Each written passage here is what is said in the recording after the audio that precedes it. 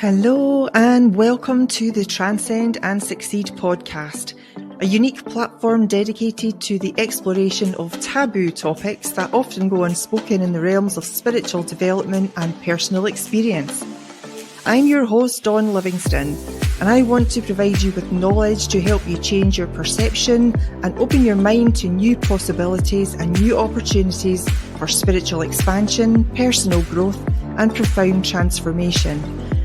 In a world where certain subjects are often shrouded in silence, I believe in fostering candid and open discussions about the uncharted territories of our inner worlds.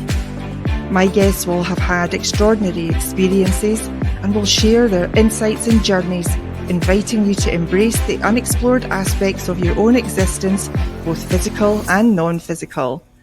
Join us on this illuminating and enlightening journey as we challenge taboos and empower you to transcend limitations and truly succeed in your spiritual and personal evolution. Welcome to the Transcend and Succeed podcast. And welcome. Today, we're diving a bit deeper into the realms of the unknown, the mysterious and the unspoken. And joining me today is a very special guest, Peter Paul Parker, a Dan Master, Qigong coach, sound healer, and the visionary founder of the Bright Beings Academy. Now, Peter brings with him a wealth of knowledge and experiences in the realms of extraterrestrial encounters, the enigma of Roswell, the ancient Anunnaki, and the often overlooked aspect of fear that accompanies these phenomena. But more than just discussing the outer reaches of our understanding, Peter's presence here today is about something deeper. It's about breaking the silence, about speaking up and speaking out. His experiences, shared with courage and vulnerability, remind us that keeping these encounters hidden within ourselves serves no purpose. Instead, it only stifles our growth because we're not speaking our truth. And it's in the act of speaking our truth that we find healing. It's the journey of expressing ourselves authentically that keeps us on our path to wholeness and fulfillment. So in our conversation today, we'll explore not only the what, but also the why. Why do we experience these extraordinary encounters in our lives? What lessons can be learned from these encounters with beings beyond our current understanding? Hello, Peter. Thank you very much. It's great to be here. What a wonderful introduction. Thank you very much. You're welcome. Can you tell us firstly about a couple of your encounters with your or so-called strange entities? I think the first one was when I was in a bus stop in Hounslow, West London, where I used to do some work. And I was standing there with a Sikh gentleman, the ones with the turbans, he's from Asia, he's Indian. And there was these trees, and it was a bit of a blustery day, but it wasn't a strong blustery day, so the trees were moving. And all of a sudden there was this noise that happened. It was like a swelling noise. And it was almost like the trees were being pushed back as far as they could possibly go with this big noise whirling and whirling and whirling. Then all of a sudden it just went, and the trees kind of went like a rubber band, back and forth as if they're coming back into place. And I looked around to the Sikh gentleman and I said, "What on earth was that?" He just went like that. And I just thought, wow. And I don't know, I just couldn't get it out of my mind. It was quite incredible. So that was, I don't know what that was. That was some kind of craft with a like a cloaking device. It's something out of Star Wars, or Star Trek, or Star Wars, or whatever. So that was made me realize there's more to this existence than meets the eye. Even if that wasn't extraterrestrial, even if that was terrestrial, which is what we'll get into Roswell later. Yeah. But another one was where it's addressing the fear point, where I was waking up to the realities of this world, because this world is not what we think it is. It's far more complex and deeper. But I was waking up to this idea that this world wasn't as what it seems. And every morning, not every morning, every 3 o'clock in the morning, it was every time 3 o'clock came, I woke up as if my flat had been completely gutted. everything's stolen. I looked up, opened my eyes, looked around, thought, well, everything's still where it is, but it still feels like everything's been stolen. I had this fear inside of me. Someone's been in the house. Someone's been in the flat. I've got to check out. And occasionally I did used to get up and walk around the flat. And this kept happening again and again and again. And it was really disrupting my sleep. So I was getting tireder and tireder. And my friend who I was kind of waking up with at the time, he was giving me information about this kind of thing. He says, it sounds like you're being psychically attacked. So he gave me a book on psychic attacks. He recommended to wear black tourmaline. I still got it on today, the bracelet, black tourmaline for protection. Mm-hmm. And he said, don't be scared. Most important thing, just don't be scared. Really use your power to get this thing out of your flat. So it came the next time it came, and then I woke up, and this time I sat up rather than just peering over the top of my sheet. So I sat up, and this manifestation happened at the end of my bed. It was almost reptilian type thing, a classic archetypal reptilian type thing, which was from my imagination. Mm-hmm. And I screamed at it, "Get out of my flat! You have no right to be around me. I've got no interest in you whatsoever. Get out of my flat!" And it went. It just disappeared and never came back. And I was like shocked because this was going on and on and on. So the story kept going on and round and round and round until I got completely fed up with it. And from the advice of my friend, said, "Don't be scared." And the fear dropped, and kind of almost the anger came out, thinking, "What right have you got to do this to me?" Mm-hmm. Saying that, I'll share three of these, which is an incredible one. I was staying with a friend in Shepperton.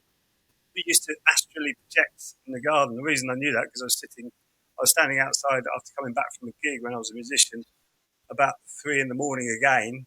It seems to be an auspicious time of day, which is why many religious or spiritual systems used to be 3 or 4 o'clock in the morning for their mantras. But anyway, I was having this cigarette, and I felt my friend fly past me, and I just went, yeah. And next morning I asked him, "What were you doing in the garden last night?" He goes, "We talked about, I was in bed by the time he came home." I said, no, you were in the garden. He flew past me. He went, and then he explained that he used to astrally project every night, but he couldn't get past the garden. So that realised that we put barriers on ourselves. Mm-hmm. Can't go deeper into this esoteric world that we live in. But what happened one evening, there was an entity again came at the end. Well, we used to in the studio. We used to have a little studio in the house, and we used to hear a ghost going up and down the wooden floors in the house. And one evening, this thing materialized in my bedroom. So I gathered up the sheets and jumped on it, and there was nothing there; it just disappeared. And then I said to my friend at that point, I said, "Wow, I had this entity appear in the room." He said, "That's weird because underneath my mattress, I felt like a heartbeat, which frightened the life out of me." And I went, "Oh, okay." And then the next night, when we woke up again, coming into the breakfast room, we both explained that I had the heartbeat under the bed and he had the entity appear in the room. And I Mm-hmm. thought, wow. And both of us said, because I gave him the advice my friend gave me, just get out, go away, don't want you around me, you've got no right to be around me. And it went. So these are interesting phenomena that make you realize that this reality is a lot deeper, because I'm sure many people have heard that this, when you think about the radio stations, every radio station you could ever pick up on is going through you at this time. Mm-hmm. You need to do a dial to tune in. Same with us. When we tune in to this astral realm, you can tune into many, many different things. Mm-hmm. And obviously, we were tuning in to the darker aspects of this, but we don't have to. We don't have to be Yeah, scared of it either. So yeah, we were that's tuning true. into that. So yeah. So that's what makes me realize people who say they're spiritual but Mm. more into this darker esoteric stuff, Yeah. it's not really spiritual. You're tuned in to something lower, because the higher realms are what we really should be thinking about as being spiritual, i.e. refining yourself to tune in your vibration to your higher self, as it were. So, but Yeah. the lower stuff is interesting. I don't get dwelled on it too. I don't get hung up on it about it either, and I'm interested when other people are talking about these things because I think it's fascinating because it is part of our reality. It's not some fantasy world that people are just talking about because they want publicity or anything like that. Because why would I say anything like that for publicity? Yeah. It's just an experience that I've had. So, yeah, Yeah, we uh, can only talk from our own experiences, though, can't we? yeah, We can only, hear and possibly understand someone else's experience, but you don't have that knowing until you've had an experience yourself. I have had several. The last one that I'll probably get to, because the rest of them are quite similar. I have never spoken about this publicly at all. My husband is the only one that knows about this because it scared the bejesus out of me. And this yeah, was probably a good 15 years ago, 20 years ago now. That when you're in that place between asleep and awake, that's when a lot of things happen to me. I think I've mentioned this in the podcast before, but in that place between asleep and awake, and I felt something grabbing my ankles. I was being grabbed by my ankles, and then I was like getting, burled round like this by the oh, feet. goodness. And Yeah, I was going through all the walls and the door, and I could see outside, and then I was coming back round again. And then it started getting faster and faster and faster. And it was just horrible. I didn't know what was happening. So all of a sudden it just stopped, and I just found myself lying down in my bed again. And I heard something over this one side. And I just turned round and had a look, and there was this face, like right here. And it was the face of a grey. Now, whether it was a tall grey or a smaller grey, I have no clue because it was right there. All I could see was the face. And then I just started to feel things all over my body. It was really horrible. It just felt awful. And I started to, like try and thrash around, and I didn't feel like I was moving. I just felt like there was this massive big weight on my chest, like that, sleep paralysis. That's what it was like. I could mm, not move. But I was thrashing and thrashing and thrashing around. And my husband actually woke me up. He woke me up and he said, "Are you okay? You were thrashing around." So that was when I told him what was happening. But after that, I mean, that really freaked me out totally. But I think a fear about it is a big thing to talk about because it's all about our perception of things like that, isn't it? It's about how we perceive it. We either perceive it as, no, okay, well, it just is, or we perceive it as a bad thing, or we can perceive it as a good thing. It all depends on how we've experienced it. And I mm, think that your belief and your perception is what makes things real. That's what sets you on that vibration. So if you think that an ET connection is a bad thing, then it will be bad for you. It will be presented in that way that you believe because that's the vibration you have. What are your mm. thoughts on that? I totally 100% agree with that. It's Okay. just where your mind goes, your energy follows. So if your Follows. mind is going into the darker energies and the lower energies, it'll totally go there because we've been completely hoodwinked in this society as a species, human beings, and that goes back thousands of years. But we don't realize that this is so multi-layered, faceted, and multi-dimensional as Dimensional, well. yeah. Because we are multi-dimensional. We're not on the first dimension, second dimension. We're not just even on the third dimension, fourth or fifth dimensions. We go into deeper dimensions. So it's not time and space. Time and space is almost like a trap, and the Gnostics call that, if you think of it as crude as a bucket, the Gnostics would call the bucket like where we should be. And this, what happens is there's bubbles come out of the bucket and sit there, which are disruptions to the actual sacred way of things. But these disruptions can be turned into the bucket, so the bucket gets bigger. So we're here in the bucket where we're open to all these different elements, as it were, Yeah. dark and light, and we can be focusing on whichever one we want to. And I was fascinated, and I still am fascinated by the occult. When I saw uh, Indiana Jones film, the first one, with the Nazis going in and searching for all these different sacred devices and things like that. That's true. It's not. He didn't make that up. Steven Spielberg didn't make it up. It's true. It's all true. So they were looking for the ways to manipulate this material realm, this physical realm. But this physical realm is more of an illusion, really, as opposed to what Mhm. the real realm is. And when we realize that we've got nothing to fear in this physical realm apart from death, which is just a transportation of energy, it's just your energy moving Mhm. from physical matter to um, ethereal matter. That's all it Yeah. is. Your consciousness still be there.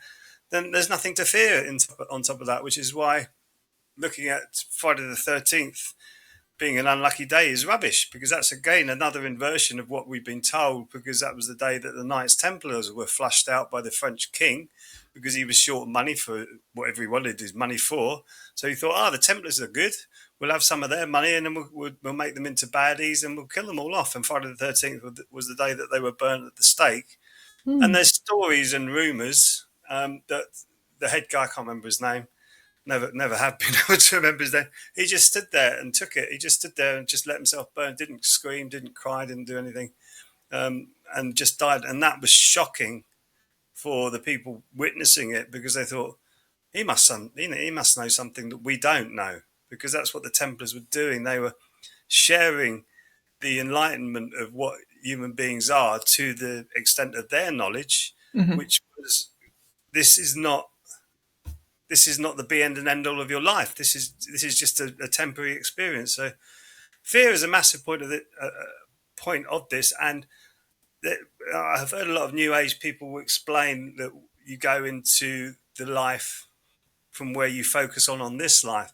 Well, actually, it's actually you're whittling away at your conditioned soul, your conditioned self, your conditioned mind, to move you back into more of what you are, rather than this conditioned place that you are now, like a conditioned mind and a conditioned soul, that you think this material reality is real, when it's, Mhm. it's actually not. It's a hologram.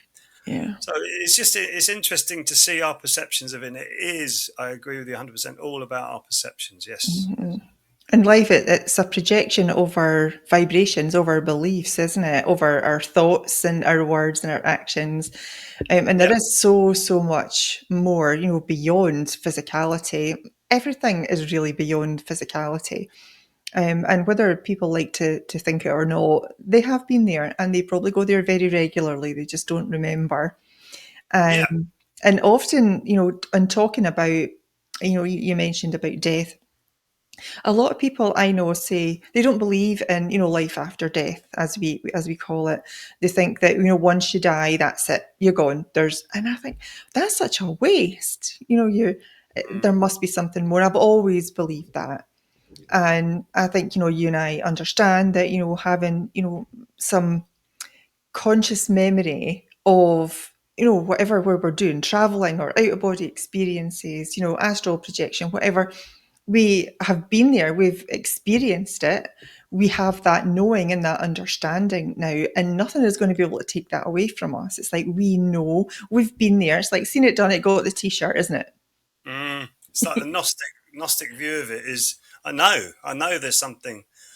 And when you look at mainstream science now, even Einstein said energy never gets destroyed, it only Mhm. gets transferred. So everything that's going on in your body now will never get destroyed, but it gets transferred. So when you see all these people who get these past regressions into their previous lives, incarnation lives, what is that all about? And they go, children, when they speak to the children who talk about previous lives, and then they go and research the village, the person they claim to be, the schooling, Mhm. how they brought up, the money they earned, blah, blah, blah. And it's all 100% accurate. Mhm.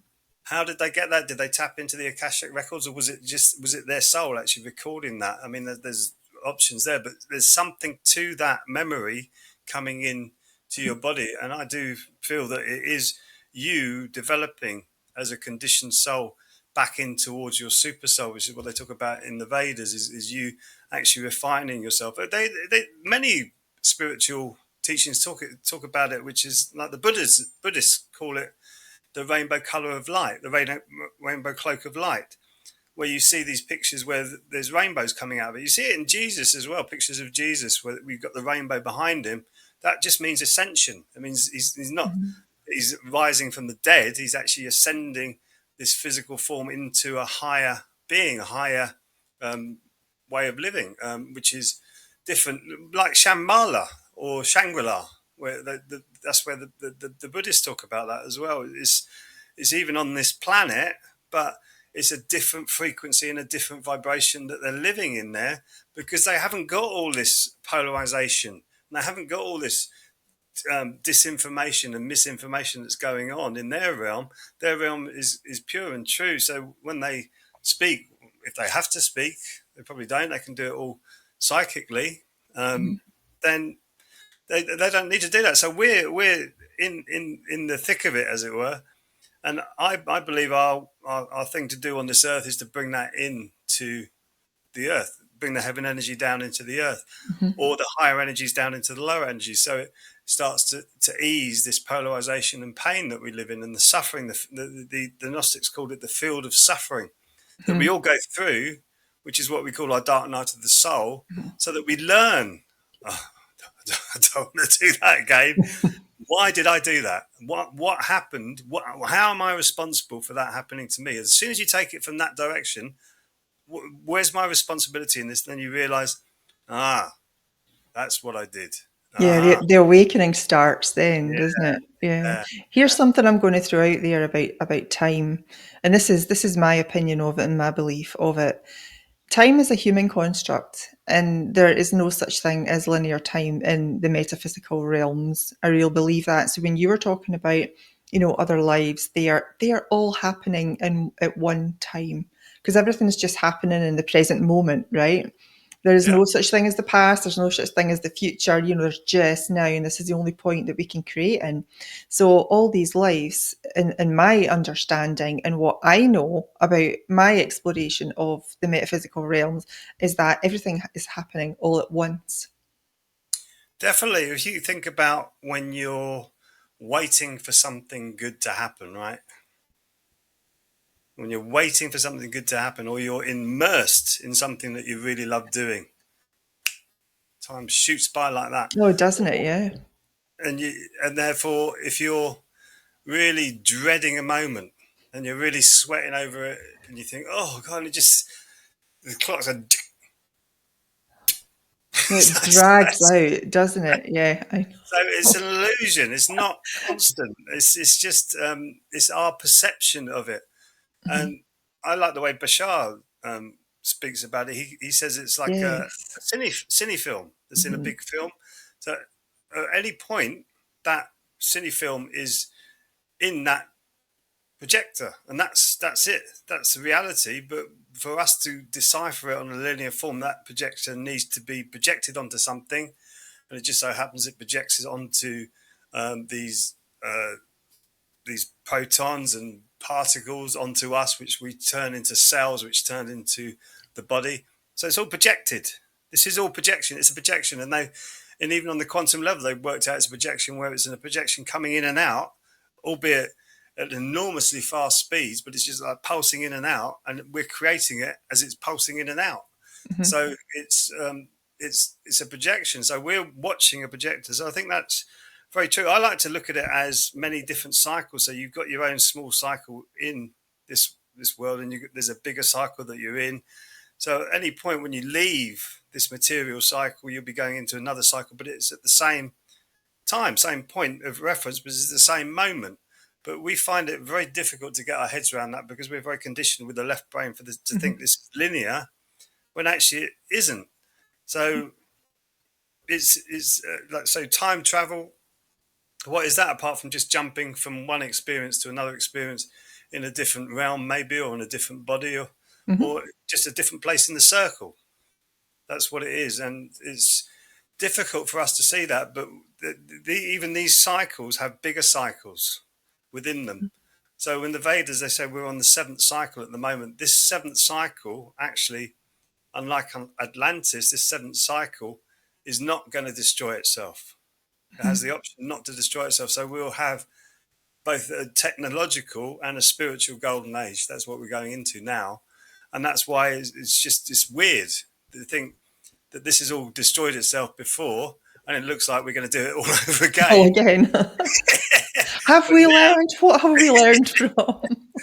well, I liked it. Somebody asked, "Do you feel that human beings are intelligent?" I said, "Well, I'm not so sure." When they were building the atom bomb out in the desert over there, when we saw the destruction of the towns near it, where people went blind and died of weird Yeah. cancers, we carried on building them. Hmm. It's crazy. So, That's the well, it's intelligence, I suppose, because they built such an amazing thing, but it's not smart.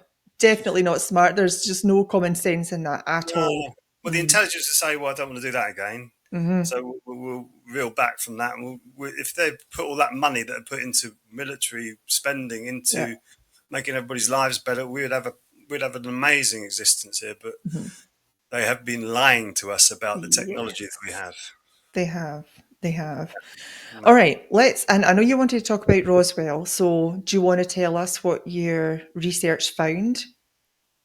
Roswell's very interesting because Mm. when Roswell came up, they set up a group of people called the Majestic 12.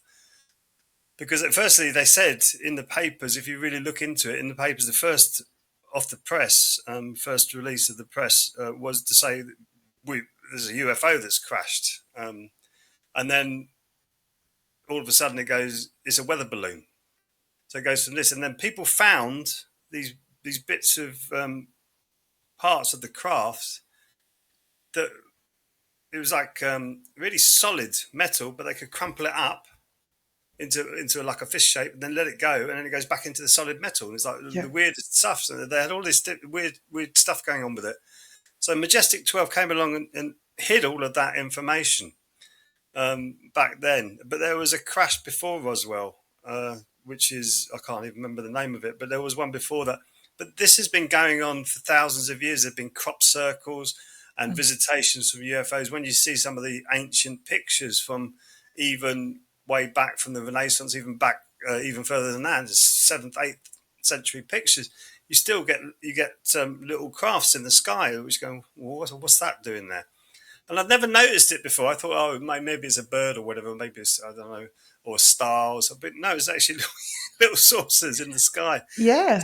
This has been going on for thousands of years. So Roswell really is the blocking of that, the final blocking of that with the Majestic 12 people going in, almost like the Men in Black. I think the Men in Black was taken from that and put in as a like entertainment. But I think there's something real to that there is a group of people suppressing this information of the Yeah, I think that they put, the science fiction label on it. The fiction. Oh, I don't believe a word of it. I think they put them into that science fiction category for a reason, where really I feel it should be in the documentary side. Things mm, like, the Stargate, all these kind of mm. science fiction movies or series or whatever. I mean, there's something to it. I just feel it in my bones. Yes. Did you hear about what was his name? Saddam Hussein. He thought he was the reincarnation of one of the major Anunnaki gods, and he was intimating that he'd found a Stargate, and he was going to revisit his family through the Stargate. And it's weird that what happened. Maybe that's speculation. I don't know. I don't know. But he pictures of him. He was he was. I think it was Marduk, not Marduk. I can't remember the name. But he was had pictures, portraits done with him with all the regalia, the Anunnaki regalia on him. So as soon as America went into Iraq, they didn't do their usual command and control where they take territory by territory by territory. It was lit. They call it Desert Storm, wasn't it? They Hmm. went straight to Baghdad.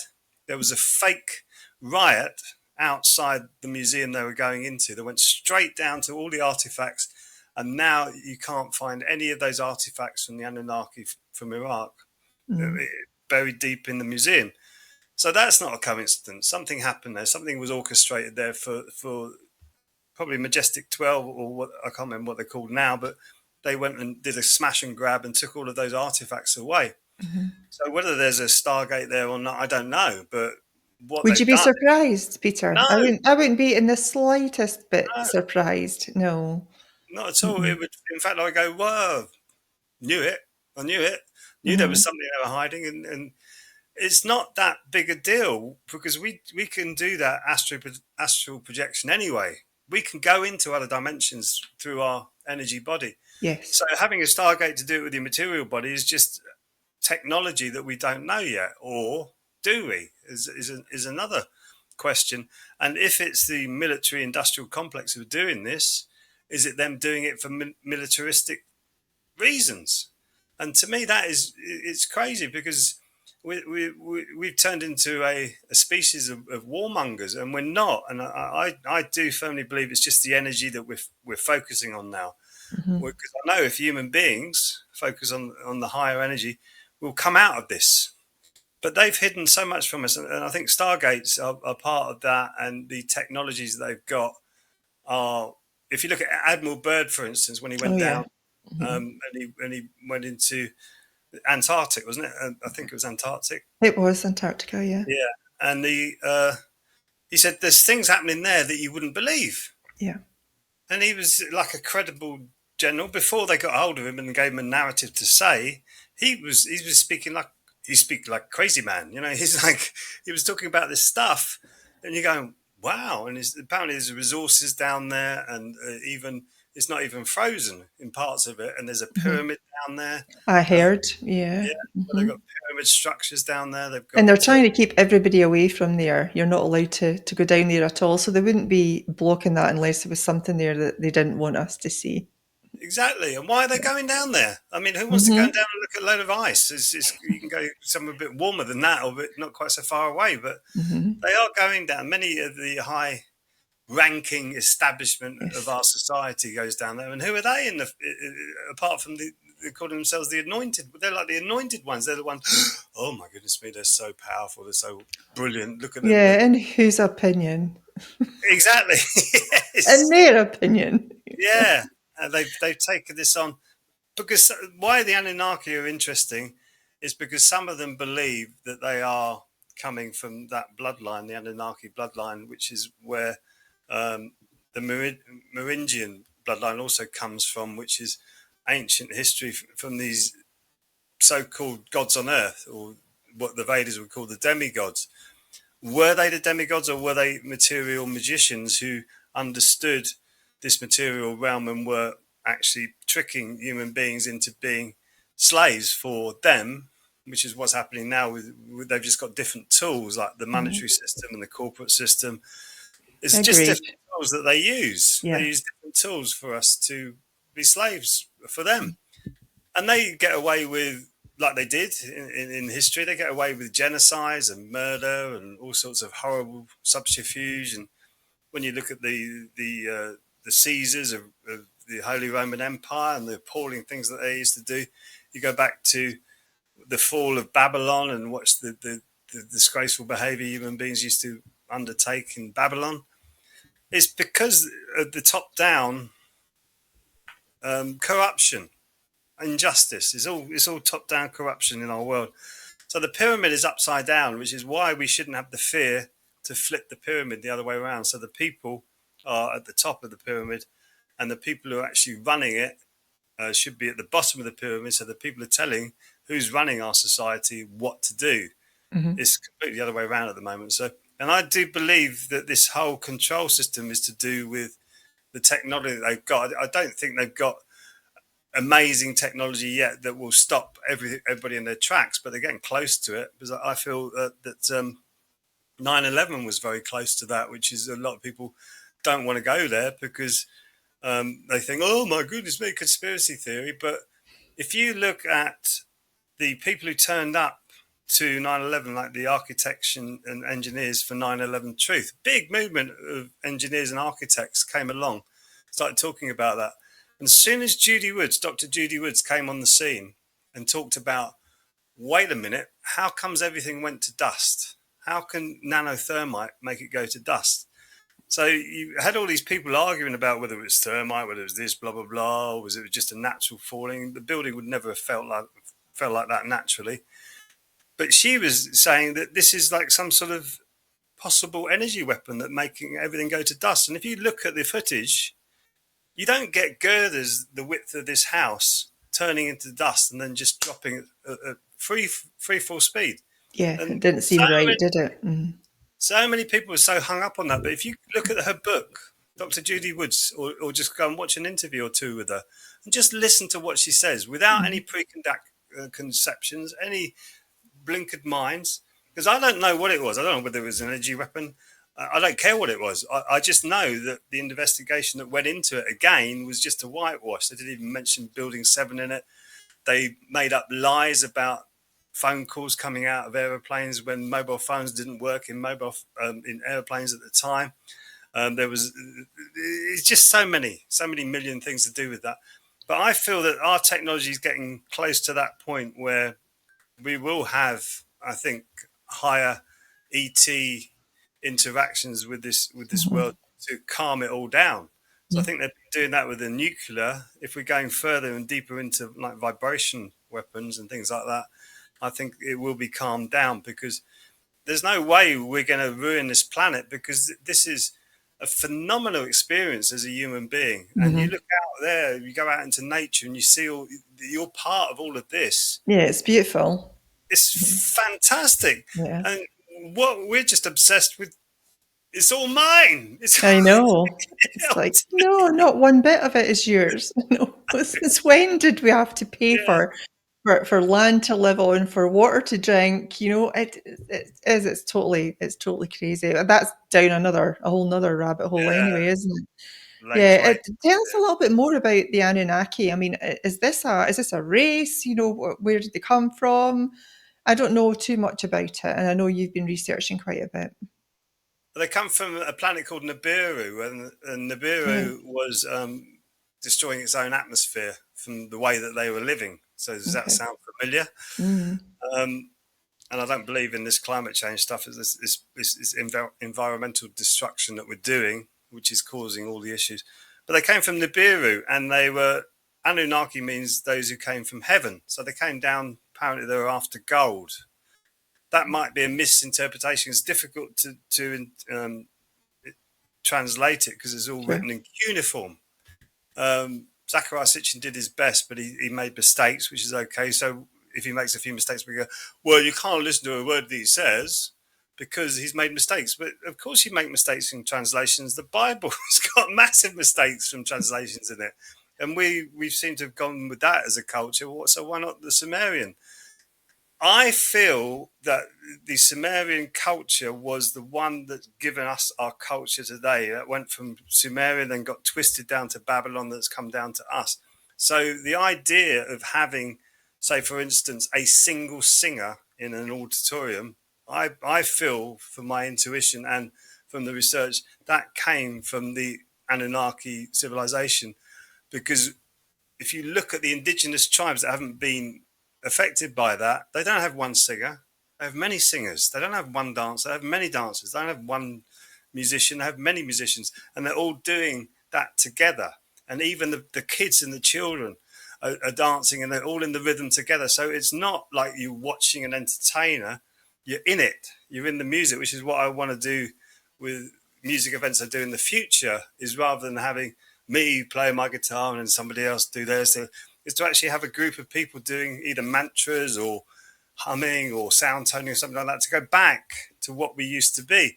Okay, if you've got an astounding singer, it's beautiful to listen to them. And so there's good things in everything. But I feel that's part of the culture. I think they gave us the monetary system. Before then, I don't believe that we had this monetary system. Like you said, I don't think you. Well, how much are you going to pay me to drink out of my stream? Well, hang on a minute. Who made it your stream? Look, there's a little flag there. There's a little flag that says my stream. See, stream of David's. You have to pay me money. Yeah, and then okay, there's broccoli there. It might be wild broccoli. You might not be used to the taste of it, but it's next to my stream, so I'm laying claim to that. So you have to pay for. So I believe all of that came from this civilization that we live with today. Um, Many other things like cities, living in cities Mhm. rather than being. We used to be very nomadic, and we haven't really progressed from that being stationary. What we were doing when we were nomadic, we were very clean and healthy and lived for a long time. And then all of a sudden we become stationary. We didn't sort out the hygiene side of it, which is why the diseases started to grow and grow and grow. And you look back into the dark ages, that's when it was really starting to get filthy and people were living 30, 40 years of age. When human beings, we can live 100, if we got a good mindset, about 120. But I believe that we can live way, way further than that.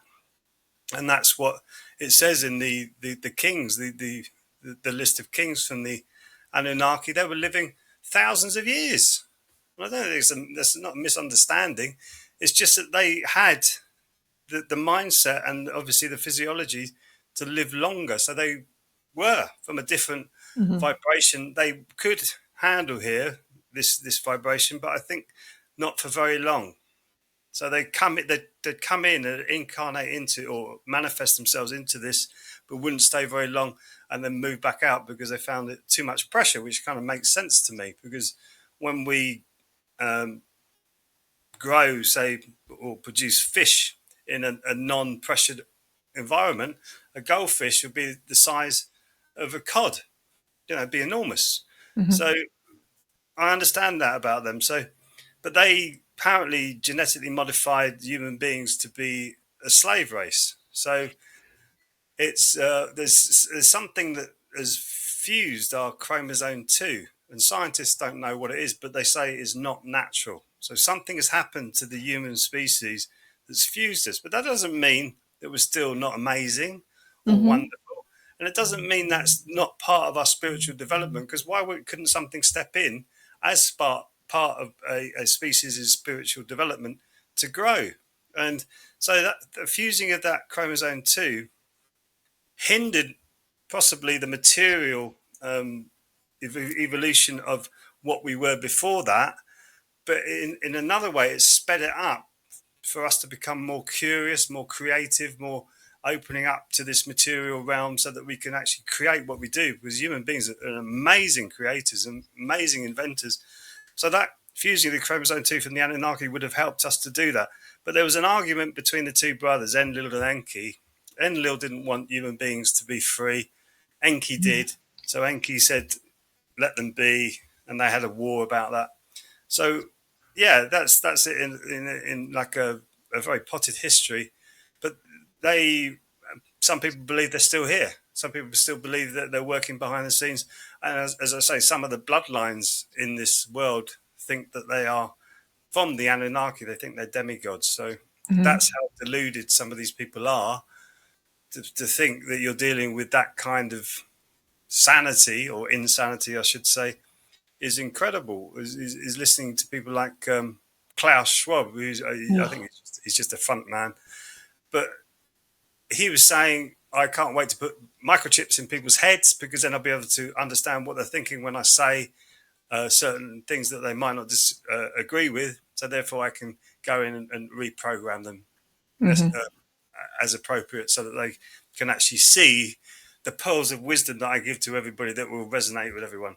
I'm Yeah. thinking, oh my goodness, it's Well, just it's along the lines of, I mean, what immediately comes to mind when you were talking there was about royalty.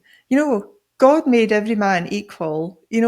Who gave you the status of royalty? Oh, wait a minute, that would be yourself when you put the fear of God into the people until they believed it, and it's just morphed on. That's what I believe anyway. I don't think there's any such thing as royalty at all.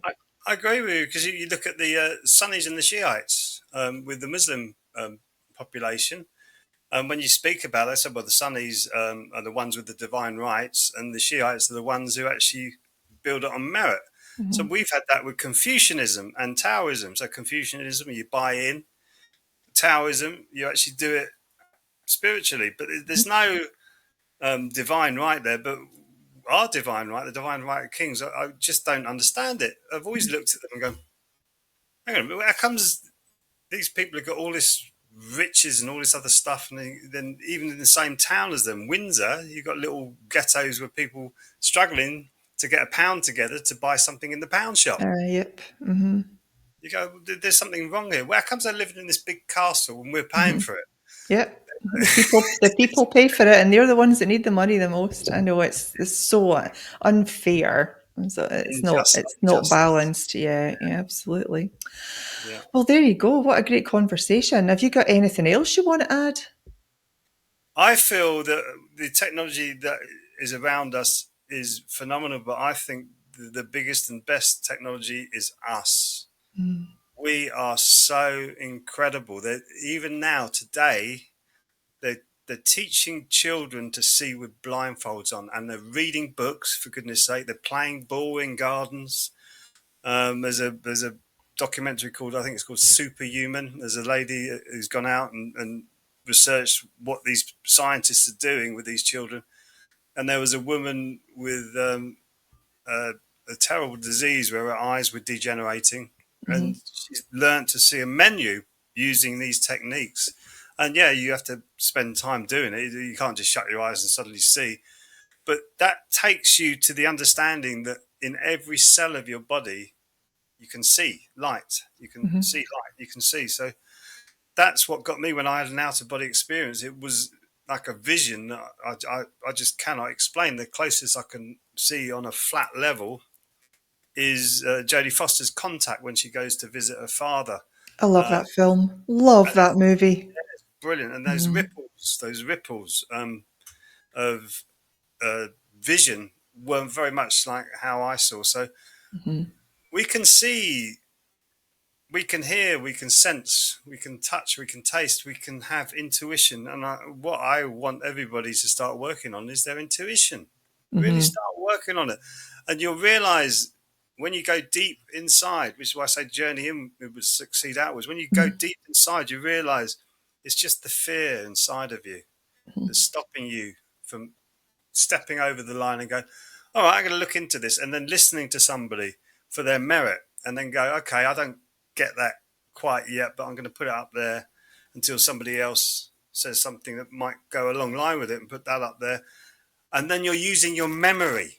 And memories are so important with all of this because you can have conversations with someone about, well, do you remember that? This happened 6 years ago. And they go, what? No, I don't remember. This is when you see the cycles that are happening, even in your life, short cycles that are happening in your life. Like you see them with politics, you see them with religions, you see them with all sorts of cycles, even your monetary cycles and your fear cycles and the moon cycles, all these cycles that we're living in. If we start to watch them and memorize or use our memory on what happens in our experiences, that will help you grow. So you go, oh God, it's just, yeah, this happened 6 years ago, but there was a guy called Jim and a girl called Julie. Now it's a guy called Fred and a girl called Jane.